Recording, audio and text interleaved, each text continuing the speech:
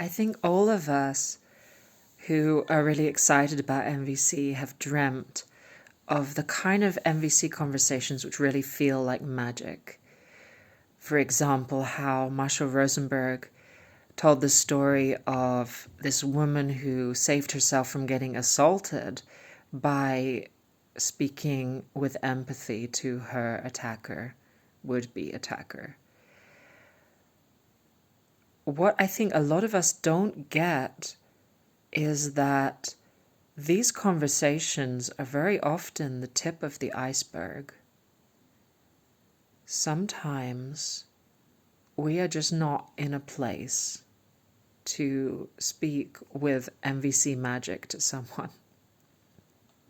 And if we're lucky, we can say, okay, I really need a moment.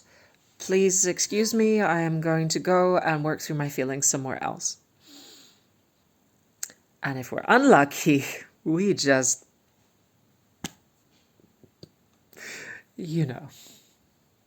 let loose and regret it afterwards. And I don't think there's a single NVC trainer out there who is beyond that. We can't all be Robert Gonzalez. Certainly Marshall Rosenberg was not beyond that, and I am not. So either way, a lot of the time you just have to deal with it later, like not in the conversation. Either you mess up and then you've got to try and repair it later, or you're lucky and you can say, okay, I can't deal with this right now, I'm going to come back to you. And hopefully you can get a friend to help you out, and you do an empathy session where someone deeply listens to you, and then you work through your stuff and get to the essence. Sometimes you might have to do that on your own. And then you can come back to the person, perhaps.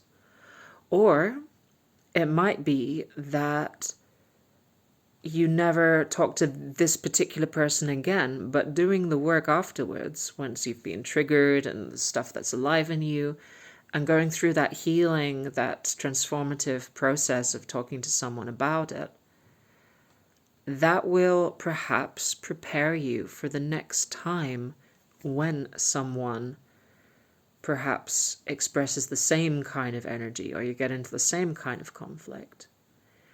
And I wonder if perhaps those times when it works like magic are perhaps always because at some point in the past we've done the work.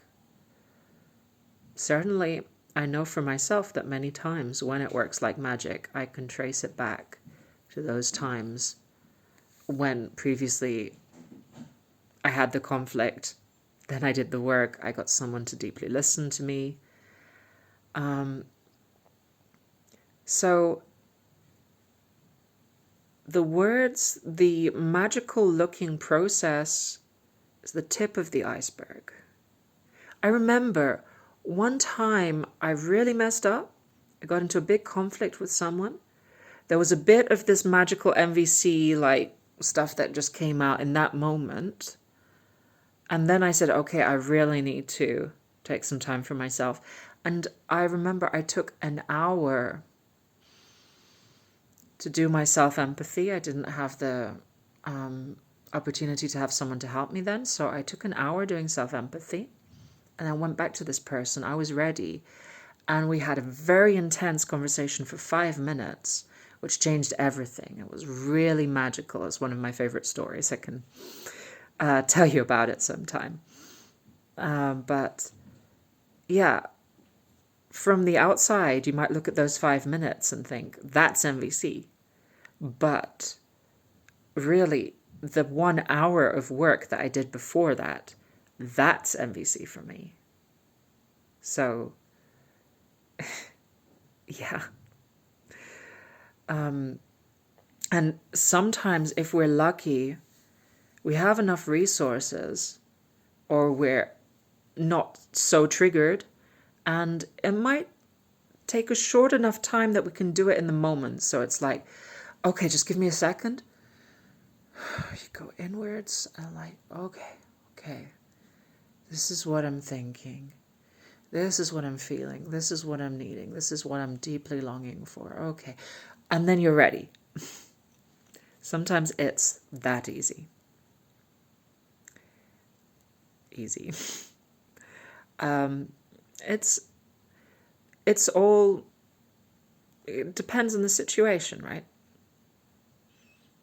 But honestly, if I were to say what the work of NVC is, I would say it's those moments when you are transforming what would be perhaps a jackal kind of energy into a giraffe energy. In those moments of self-empathy, or in those moments when you have to take a time out and work on yourself, either alone or in partnership, that for me is the real work of NVC. And the magical looking dialogues, they are the cherry on top, the icing on the cake, the tip of the iceberg. I don't know, maybe the flower that blossoms once everything else has been taken care of, once you've given the plant water and time and sunlight and earth, and finally the flower blossoms, and that's the magical last bit, which looks so good. And I love it because when people see me in that, then they know I'm good at NVC. But I kind of want to say, like, just because you've seen me mess up royally doesn't mean that I'm not the best NVC teacher you've ever met.